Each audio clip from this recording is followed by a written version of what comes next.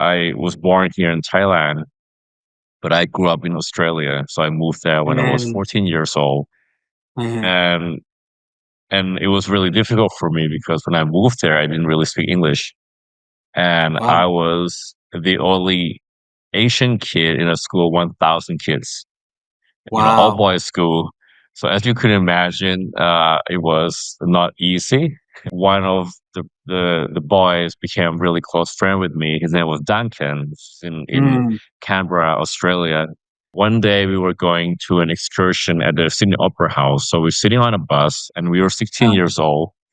And I remember us talking and I asked him, I said, what do you want to do when you grow up? And he said, I want to go to Africa and start a school for underprivileged children, children that couldn't wow. afford to go to school. And he asked me, he said, what do you want to do when you grow up? And, I was 16 and I said, I want to go back to my country and work in forest conservation Wow. to protect the rainforest in the country.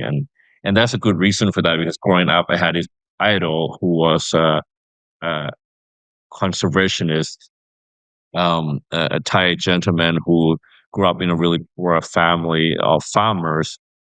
He got a scholarship to England, came back to Thailand, and worked for the government in the area of forest conservation. So growing up, he was kind of my idol.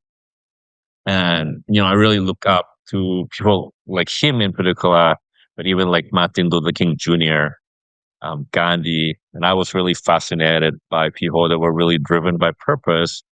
And I was like, man, if I could one day wake up every day and do something that I believe in so much that I'm willing to give my life for, Yeah. I think that would be something like amazing. That was just, something very inspirational to me. So I told Duncan, look, I'm gonna go home. I'm gonna do Mm. what he did, right?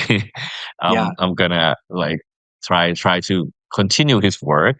And I remember I got a newsletter from my school, and this was my high school, and you rarely look at a newsletter, right? Like they send it twice a year Yeah. to you, and it's mostly asking for money or Yeah. donation of some sort. I opened it and it had an alumni section where they interview alumni, and I saw a photo of Duncan, and I recognized him straight away. He was surrounded by African kids.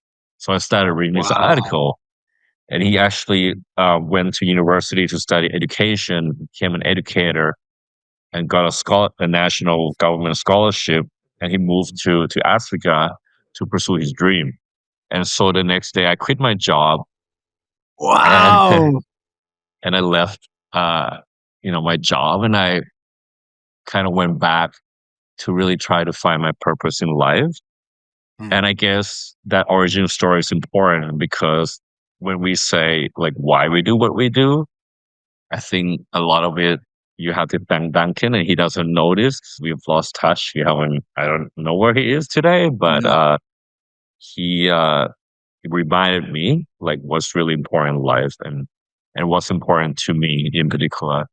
So Jazzbery was a continuation of that purpose, and instead of I guess working with the forest conservation, Mhm. I now work with farmers